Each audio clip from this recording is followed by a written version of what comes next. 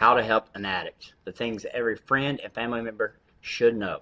Okay. You typed out the text message 5 times and you've deleted it 5 times because you don't know what to say to a friend who is disappearing right before you. Say too much and they might shut you out for good. Say nothing and you lie awake wondering if tonight's the night the phone rings with the worst news of your life. If you love someone who is fighting addiction, this video is for you. And by the end of it, you'll know what actually helps, what quietly makes things worse, and the one thing you can do in the next 24 hours to reach your friend. If you appreciate this type of content, please hit the like button and subscribe for more. Now, here's why this matters more than you might realize. Most people struggling with addiction never sit down with a professional. That means the person most likely to reach them isn't a doctor or a counselor. It's the roommate. It's the brother, the sister, the mother, the father, the friend. It's you. And getting this wrong has real cost. Say the wrong thing, and they learn to hide it deeper. Say nothing, and the problem grows in the dark while the distance between you gets wider every month. I'm not telling you that to scare you. I'm telling you that because most friends don't realize how much weight they actually carry, and they hand the job off to nobody. And why should you listen to me on this, right? Who am I? I was that friend that nobody knew how to talk to. I've lived in addiction from the inside. I know exactly which words pushed me further into the shadows, and I know what the people who loved me did that eventually helped me walk out. This isn't theory for me. This is my story. So let's talk about what you've probably already tried, because I want you to hear this first. None of it makes you a bad friend. Maybe you tried the big talk where you laid out all the facts and consequences and they nodded along and nothing changed. Maybe you tried the ultimatum and you didn't follow through, because how do you follow through on things with someone you love, especially like putting them out on the street or not giving them food or, not giving them money when they swear they need it or they're going to die. Maybe you went the other direction and pretended not to notice, hoping it was just a phase. Or maybe you became the fixer, covering for them, lending money, smoothing things over, cleaning up the mess. That one feels most like love, and it does. Every one of those mistakes makes total sense, and I watch people do all of them for me.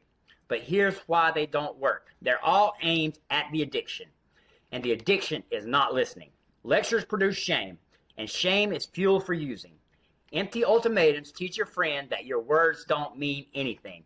Silence Silence tells them you either don't see it or don't care. And fixing removes the very consequences that might be the one thing God uses to wake them up. Do not take away their consequences. They are the only thing sometimes that change people. So here's the shift I need you to make. And if you only remember one sentence from this entire video, let it be this one. You cannot love someone out of addiction, but you can love them towards recovery. Your job is not to be the rescuer. Your job is to be safe. Safe to call it to in the morning. Safe to tell the ugly truth to. Safe to come back to after a relapse without lecture waiting at the door. The Bible says it like this in Galatians 6:2. Bear ye another's burdens and so fulfill the law of Christ. Notice it says bear the burden with them. It never says carry the person. Once you see your role that way, everything else gets clearer. You can refuse to hand over money and still drive them to a meeting. You can hate the addiction and love the person because your friend is still in there. You can hold a boundary and hold their hand at the same time. And you can expect setbacks without treating a setback as the end of the story, because recovery is almost never a straight line.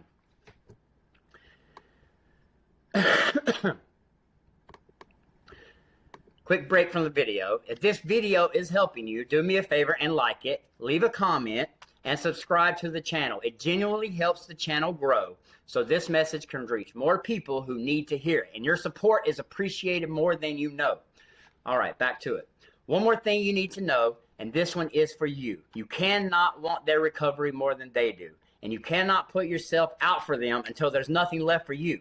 Groups like Al-Anon and Nar-Anon exist for the friends and families of addicts for a reason. Getting support for yourself isn't giving up on them. It's making sure you're still standing when they finally reach for you.